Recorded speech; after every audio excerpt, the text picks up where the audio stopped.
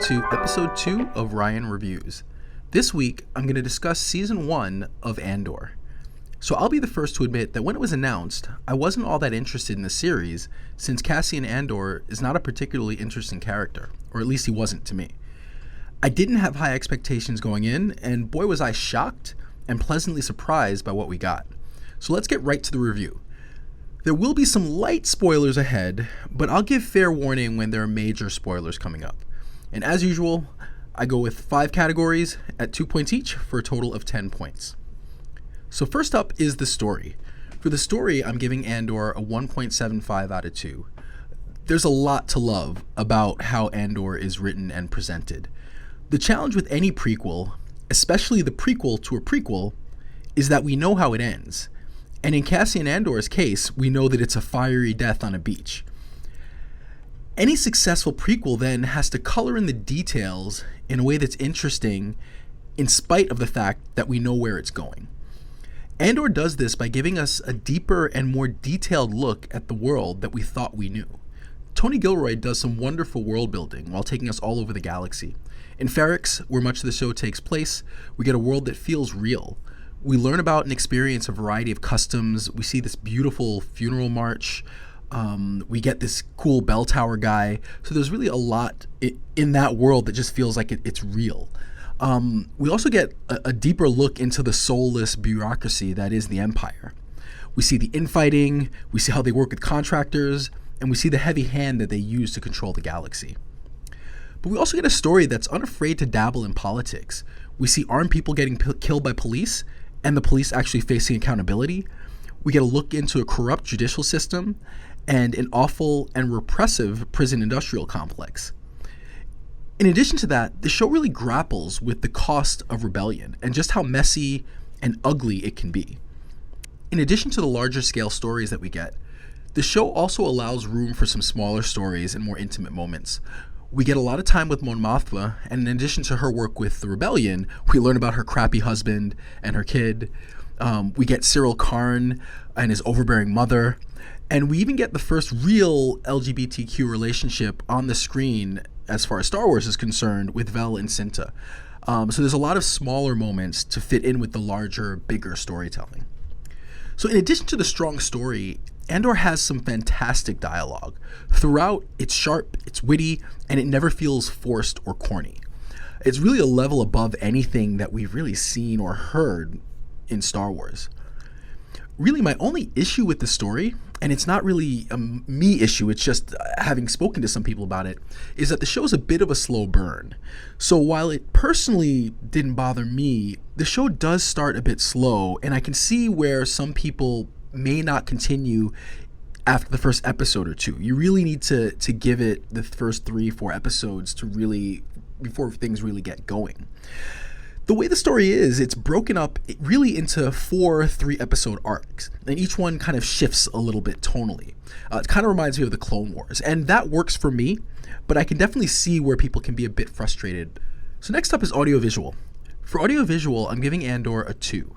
Like Rogue One, Andor feels more like the original Star Wars than most of the other shows and movies that we've gotten. We get mostly practical sets, and it doesn't have the feel of being shot in the volume. And while the volume's great, I do love just how real and lived in Andor feels. Andor also is fairly large in scale as we travel to several planets and locations, all unique, and everything is designed and shot beautifully. From Luthen's shop to the minimalist look of the Empire to the parts on Kenari, the design was great, and I was never taken out of it with bad CGI. There are also several standout shots. I can think off the top of my head, the Eye of Aldhani was great and lives up to the expectations. There's also an amazing escape on a speeder that is shot like nothing we've seen in Star Wars. There are even moments where they make TIE fighters just seem terrifying, almost like the shark in Jaws. In addition to the visual, the sound is also great. As usual, the score is fantastic, and there's just some great work done with sound. I mentioned the bell tower guy, and they did some really interesting things in a couple episodes with this character and with the use of the bell tower. And there's a really great funeral march that utilizes some just great music, and things just work really well. So I really, really love the sound. The visuals are great, and again, it gets a 2 from me. So next up is performances, and that gets a 2 from me as well. There are several fantastic performances. Diego Luna's great as Andor, and he's much more of a complex character than he was in Rogue One. And while he's great, he's almost overshadowed by several other fantastic performances. Stellan Skarsgård is acting his behind off as Luthen and steals almost every scene that he's in. There are points in the show where his character and even his character acting is just phenomenal. We get a brief but memorable return of Forrest Whitaker's Saw Gerrera, and he's fantastic as well. We're treated to an incredible scene between he and Luthen, a couple of incredible scenes between he and Luthen that I could just watch for hours. Genevieve O'Reilly's Mon Mothma is also great. She's given a lot to work with, and in addition to her work with the Rebellion, we also see her home life and the challenges that she's facing in it. There's also Cyril Karn, who, after failing to capture Andor, is fired and forced to move in with his mother. And I love that character. He's kind of a dweeb. He has mommy issues. And he's a bit self-righteous. But he's a really interesting character. And again, somebody who could have been one note, but they really worked hard to give him some layers. And while these are the standouts for me, there are just dozens, it feels like, of great characters. From Cyril's second in command, the try-hard sergeant, Linus Mosk, to rebel philosopher Cassian Namek. Fiona Shaw is also standout as Cassian's mother, Marva, and kind of brings some of the emotional core and weight to this show. We also get Andy Serkis, who's fantastic, and he's someone who's just a criminally underrated actor. For me, I think he gets so much credit for his motion cap work that we forget just how great of an actor he is. And we even get a fantastic performance from the droid B2 Emo, who might be my new favorite Star Wars droid. As usual, they nail it with the droids. So next up for me is internal logic and consistency, and honestly, I don't have a lot to say. I'm giving it a 1.75 just because it works. I think my only nitpick is the thing that kind of sets everything in motion very early on in the show, within the first 10 minutes, is something that's really not addressed again. And so it was weird to leave that kind of dangling there. So there are some potential answers, but I feel like it was something that was always kind of hovering over the show that was never addressed. But other than that, I really don't have much to bring up. Everything was pretty solid. Especially for this kind of a show, which is complicated and can fall into some of those logical traps and pitfalls. And actually, get some bonus points from somebody dying from a fall and a hit on the head, which never happens. Usually people can take all kinds of brain damage and get up and everything's fine. And so we actually get a scene where somebody just hits their head and they're dead. And so that gets some bonus points for me. So finally, we get the feels, for which I give it a 1.75 out of 2. I think the show did a fantastic job of delivering some big moments. As I mentioned, the show is a bit of a slow burn, but by episode 3, we start to get some more emotionally impactful moments, including some backstory on Andor. When we get to the middle of the show, it really starts to deliver, and we get that incredible scene between Luthen and Saw Gerrera. We get a triumphant resolution to a heist arc that quickly ends in disaster. And then there are also some gut punches along the way. The show also ends with a pair of really inspiring speeches and a final episode that's very visceral in its depiction of rebellion, and really a phenomenal episode, and just really sticks the landing. So Andor definitely provides plenty of big and impactful moments throughout. So overall, I give Andor a 9.25 out of 10. Some of the highlights for me, there's fantastic dialogue and strong overall writing, great performances, and the show looks and sounds great. So lowlights for me, of which there really aren't many, is just that there's an unresolved issue that I really felt like they should have at least addressed it on some level. And it's a bit of a slow burn, so I know that may turn some people off. It didn't for me, but that's definitely something that you want to be aware of if you're going to watch the show, that it's going to take a few episodes to really get going. The MVP for me is Stellan Skarsgård's Luthen. There's a reason why he's one of the best actors of our time, and he brings it in a role where he could have totally phoned it in. He commands every scene that he's in. He has great chemistry with everyone that he's on screen with, and he's the glue that really holds the show together. It might be called Andor, but he's really the MVP of this show. So now I'm just going to give a quick spoiler alert. I'm going to talk a little bit more in detail, not a lot, but a little bit more in detail of some scenes. So if you haven't seen the show and you don't want to be spoiled, definitely pause it and come back to this later. But we'll get to my favorite moments.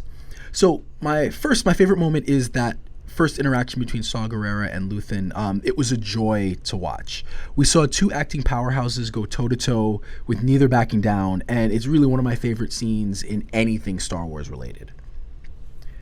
My second favorite scene is Luthen putting on his mask. So there's an episode where he goes from, the grizzled rebel to his spy persona, and we watch the scene where he puts on the jewelry, he puts on the clothes, and then he just smiles and changes his posture. And I thought it was just brilliant. It's just one of those scenes, it lasts only a few seconds, but it just looks great. And just in that instant, it tells you everything that you need to know about that character. And I just loved that scene. It was so subtle, so short, but really one of my favorite scenes in the show. So for my third favorite moment, I'm going to cheat a little bit. The show gives us some great speeches, 4 in particular. The first one was Cyril Karn's speech early on, and the speech was terrible, but it's meant to be terrible. It was a bad speech. It was badly delivered, and it worked. It was something that got a laugh from me, and I just love that. Like, here's this guy, he's kind of dweeby, and he's trying to give a motivational speech, and it does not land, and I just love that. But then we do get 3 later on that are all fantastic.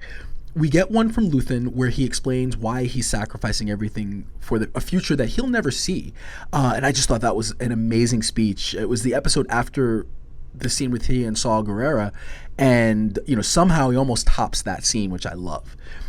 Third is a speech that Andy Serkis's Kino Loy gives during the jailbreak, which was again a fantastic speech, really well written. And then finally, Marva gives a rousing speech post-death via B2EMO, which may well be the final spark needed for the rebellion. It was, again, really well written. I think all of these speeches were just fantastic, well written, and did exactly what they needed for the scene, and were all really moving. Even the bad one by Cyril Karn. And that's not to say anything about the performance. So you have awesome writing and then awesome actors performing them, and those speeches just all nailed it for me. So I'm a huge Star Wars fan, and I'll watch anything that comes out related to Star Wars. But as I mentioned earlier, I wasn't excited about Andor, and I wasn't ready for how good the show turned out to be. Andor will almost definitely be compared to The Mandalorian, and I love both for different reasons. The Mandalorian's like a nostalgia bomb. It feeds the enthusiastic child in me. It has moments of joy and wonder that are just hard to match. Andor, though, is made for the adult in me. It has more depth. It has more complexity. It's asking questions about the price of rebellion, fascism, policing, among many other things. It presents characters who have depth, complexity, and nuance. It does all this while still maintaining the familiarity of Star Wars. Sans the Force and lightsabers, but that's fine. We don't need the Force and lightsabers and everything. So I won't go as far as some to say that this is the best Star Wars, but it's the perfect complement to shows like The Mandalorian, and it helps ground our fantasy with a bit of reality. So that's it. If you can, please like and subscribe, and I will see you next week.